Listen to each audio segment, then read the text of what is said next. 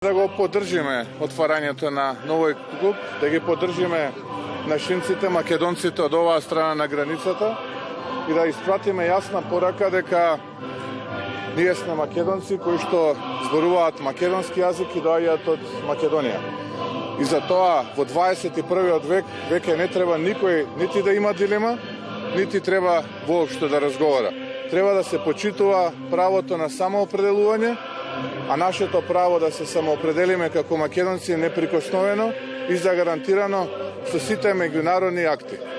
Затоа сме денеска тука да ги поддржиме нашите македонци во Бугарија. Защо тогава... Полек, еден по еден ќе ви дадам одговор на сите. Повелете. Защо тогава в Северна Македонија не признавате клубовете на българските македонци там? Како? Защо не признавате правото на българските македонци да откриват клубове в Македонија? Кој не го признава правото? Со македонскиот устав правото на сите малцинства е загарантирано. И македонскиот устав е согласно буквално сите меѓународни норми и правила. Прашањето е зошто правото на македонците во Бугарија не е признано. Ние говориме за Вие бугарските власти дека вие сте причината која подгрева тензии помеѓу двата народи. Како коментирате? Ние сме причината која што обединува, а не покрива тензии. И ние како македонци сме горди што сме денеска овдека и можеме да го поздравиме отварањето на овој клуб. българския устав няма малцинства. Македонскиот народ има право овдека да се самоопредели како македонски народ. Както и българският народ в Северна Македония. Никој тоа право не го спори.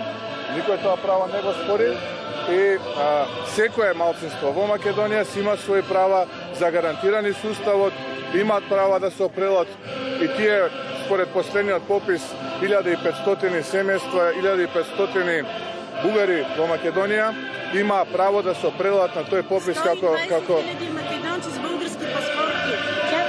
се опоставиле ли прашањето зошто пред влезот на Бугарија во Европската унија имаше 0 македонци со бугарски пасапорти. Тие се македонци и тие се сакаат Македонија, поради определени економски причини, можеби некои од нив одлучиле да извадат пасош. Инаку, македонското право на самоопределување е неприкосновено и треба да го почитуваат сите, посебно земјите членки на Европската унија, на Европејскиот сојуз. Ви благодарам. Господин Мицкоски, ще вземате Ви благодарам. на един от водачите на ВМРО. Моето име е Христијан. Се презивам Мицкоски. Немам намера никогаш во животот ничие име да негирам, нити сакам моето име, нити на партијата на која што сум председател, некој има право да го негира името. Натрешната македонска револуционерна организација се борела за независна македонска држава во срцето на Балканот. Ви благодарам.